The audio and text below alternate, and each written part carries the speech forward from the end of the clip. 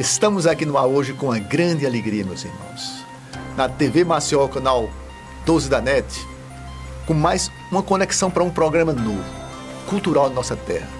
Um programa que vai trazer agora a TV Monteiro, uma conexão entre a escola e a família. Para mostrar a vocês essa riqueza mais nossa terra em Maceió, em Alagoas, eu trouxe a professora Vera Tenório, diretora da escola Monteiro Lobato, e está aqui essa simpatia para mostrar, professora Vera, por que tocar neste tema? Bom dia, telespectadores da TV Maceió.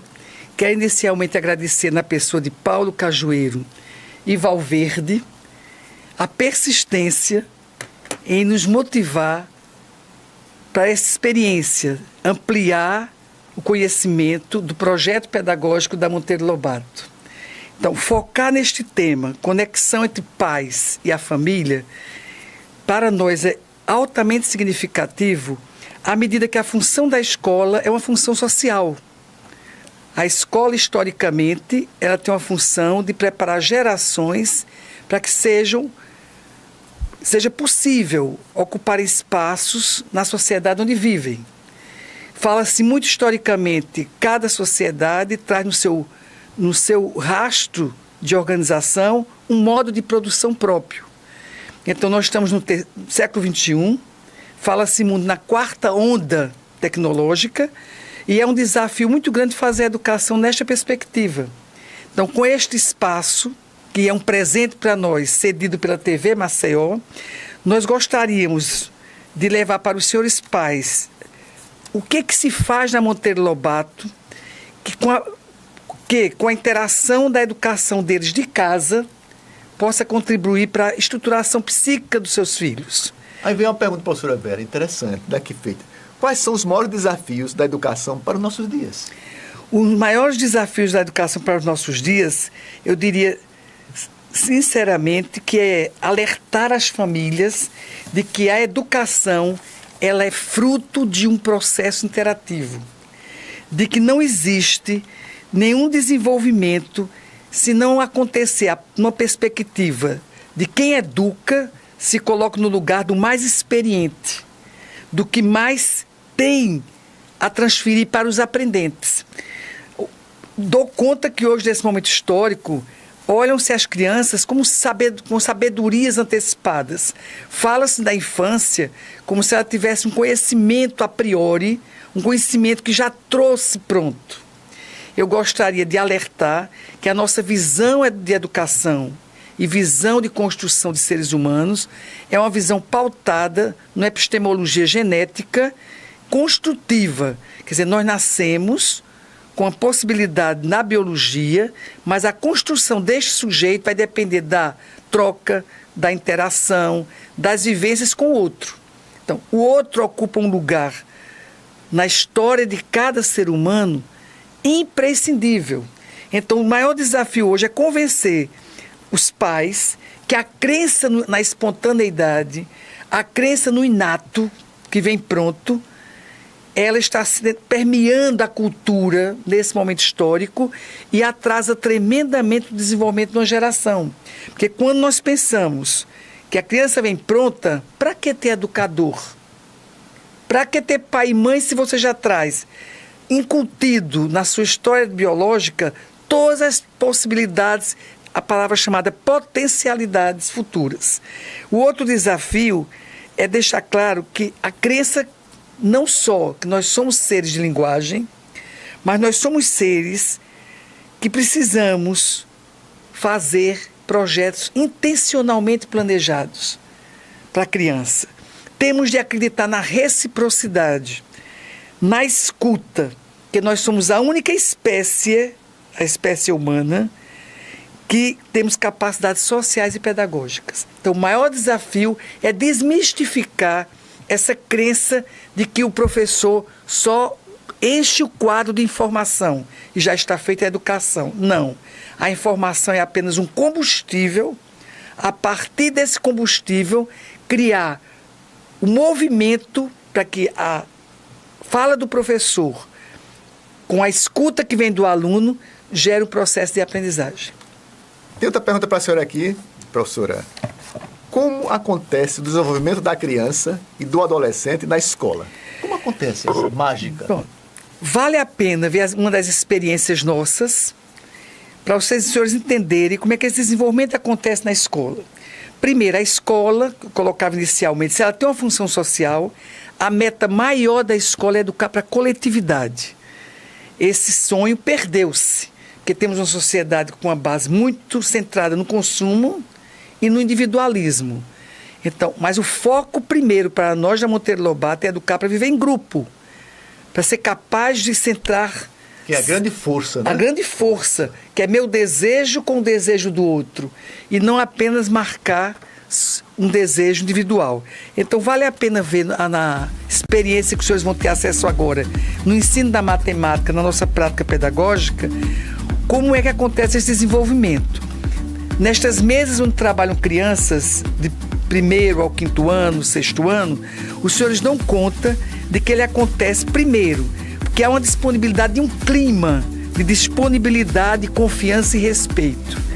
Segundo, ao mesmo tempo que os adultos motivam a garotada, eles estão simplesmente fazendo com que eles construam posturas relacionais, posturas de escuta, posturas de valorização do outro, e esse clima, que é um clima interativo, um clima de curiosidades, porque a curiosidade é uma das características que pouco a gente verbaliza hoje em dia. Sem curiosidade não tem motivação, não tem conhecimento. Só que quem gera a curiosidade é a família. É em casa que esse germe é colocado, tira a palavra germe, essa semente é colocada. E vocês dão conta que na escola as atividades, 80% elas acontecem em grupo.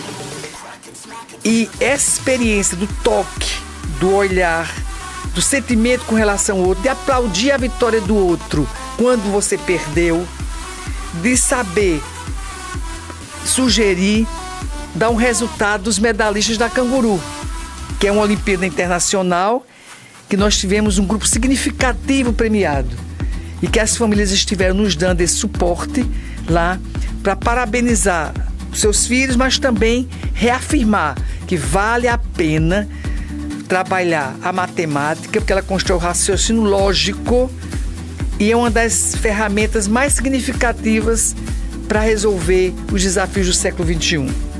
Aí os senhores estão vendo aí o momento da premiação dessa garotada com os pais e que isso os motiva para no próximo ano participar com todo o gás. Gostaria de, encerrando, dizer que para nós é importantíssimo a linguagem. A linguagem é uma das categorias determinantes para chegar ao pensamento, o raciocínio lógico, mas eles só acontecem porque eles se apoiam nas relações desse coletivo. Porque o maior foco, intencionalidade da Monteiro Lobato é fazer pessoas pensantes. Nesse caso, professora, motiva as crianças e também os familiares. Com certeza. A intenção qual é? À medida que seu filho conquista, os pais partilham dessa conquista e retroalimentam esse sentimento e vontade de continuar resolvendo desafios. Muito interessante, professora, isso. Venho aqui mais uma pergunta para a senhora. Como educar em uma sociedade onde as crianças são consideradas inteligentes, mas frágeis? Eu diria que, nesse momento, temos de refletir muito sobre essa questão da infância. A infância, ela, do ponto de vista de categoria social, ela é recente. Foi o Felipe Arries, década do século XVII, que, pesquisando a infância nos períodos anteriores, traz qual a visão de infância que cada sociedade tem. Então, na antiguidade, a visão da infância estava ligada muito à religião. Olha que a maioria das crianças do século XV e XIV são vestidas de anjinhos. A vestimenta das crianças representava como a sociedade pensava. Inocentes. Exatamente. À medida que se foi desmistificando, passou o período em que a sociedade mais antiga, as crianças eram igual aos adultos. Elas eram punidas e julgadas como os adultos. Elas eram castigadas, elas iam para júris. Sai da antiguidade para a Idade Média, entra toda a visão de uma criança ingênua, que não faz nada errado, uma criança absolutamente protegida pela visão religiosa. Nós chegamos ao século XVIII, com Rousseau, ainda com essa coisa de que a criança nasce boa e a sociedade a perverte. Alertaria, sem receio de dizer que estamos no século XXI retomando a crença de Rousseau. Há uma crença hoje que a criança é maravilhosa, que ela é boa, que os adultos é que não estão sabendo lidar com elas, que elas são inteligentes, que elas são sábias. Eu diria, cuidado. A criança, a infância está sendo vista nessa visão, a infância. Só que a criança, quando acaba de nascer, 0 a 6 anos, é o período que vai garantir o futuro dela. Mas é preciso que os adultos que a eduquem, papai, mamãe, secretárias que hoje não dizem babás, etc., tenham uma relação não de uma proteção passiva, mas a criança é ativa. Tanto que se você não der comida, ela chora até ter a comida. Mas o que acontece? É inteligente, a priori, a criança, a probabilidade de inteligência.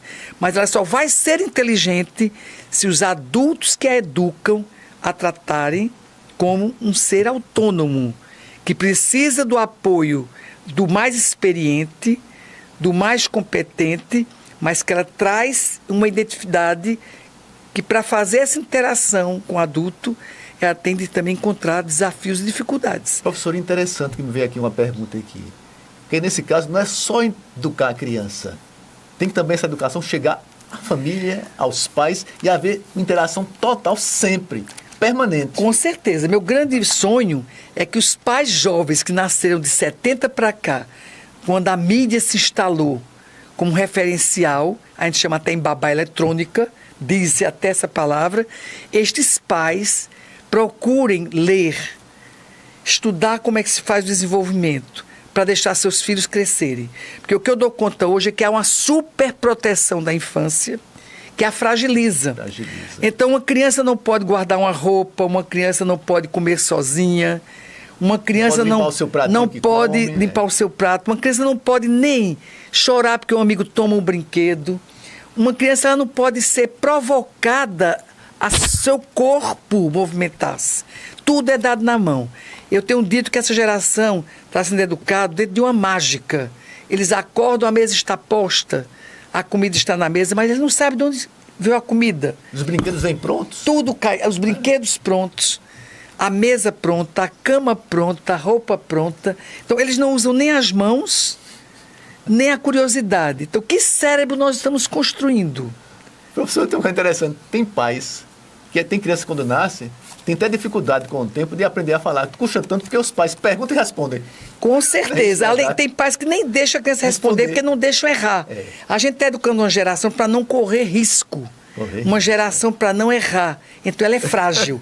E essa fragilidade tem um preço muito alto. Porque eu dou conta que ao mesmo tempo que a gente protege, superprotege, não deixa fluir, não deixa experimentar, não deixa arriscar, eu noto os adultos culpabilizando exacerbadamente as crianças. Professora, recebi um comentário de pais que está havendo um curso à noite entre pais, sempre, formação de pais, elogiaram demais. Como são esses cursos à noite para os pais? Ou são reuniões que tem no Monteiro Lobato?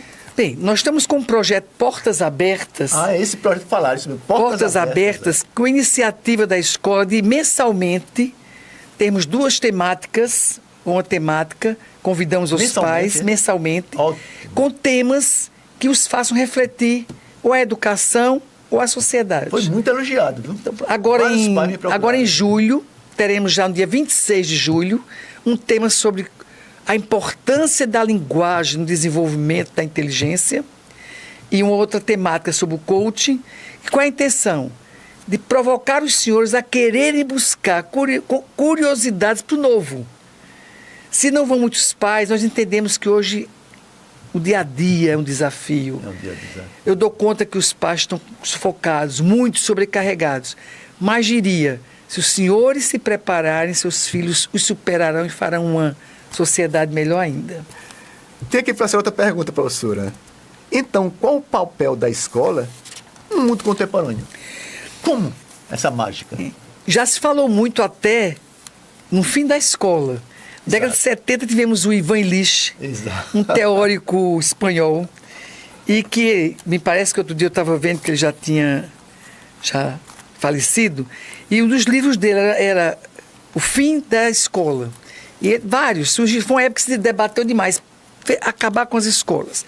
Ora, a escola surge na Idade Média, com o propósito de sistematizar posturas e uma cultura que dê ferramentas para o cara viver em sociedade. E até hoje ela continua com a função social. Só que a cada momento histórico, essa função social tem dimensões que vão representar a sociedade. Para nós, continua a escola com função social de educar para viver em coletividade. Nós temos um trabalho que prioriza a relação com o outro, a relação de grupo, e educar para trabalhar em equipe. Então, a escola hoje, se ela tem um papel, o papel maior que a gente tem é de construir categorias cognitivas.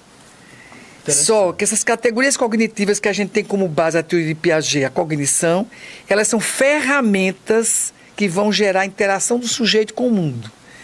Não é o conteúdo que está no livro que é determinante. Determinante são as ferramentas cognitivas que vão ser aplicadas nesse conteúdo. Qualquer livro, qualquer matemática, história, geografia, o conteúdo simboliza apenas um combustível como a gasolina para o carro, para que o cérebro funcione.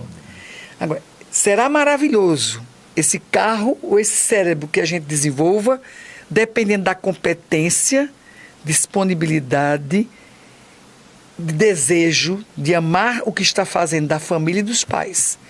Primeira matriz do desenvolvimento é a família, papai e mamãe. Mas quem decide nossas vidas, primeiro pai e mãe. Em seguida a cultura. Nós somos seres, nós somos construídos na cultura. Então, se a cultura do seu espaço de sociedade, ela é pobre de desafios, de novidades, inclusive de provocações para você buscar o novo, você tem um limite do seu desenvolvimento. Mas eu gostaria de encerrar dizendo que para Monteiro Lobato, a nossa intenção, considerando a cognição, junto com a afetividade, é fazer pessoas a gente parte de aprendizagens desafiadoras que gerem um bom desenvolvimento do autoconhecimento.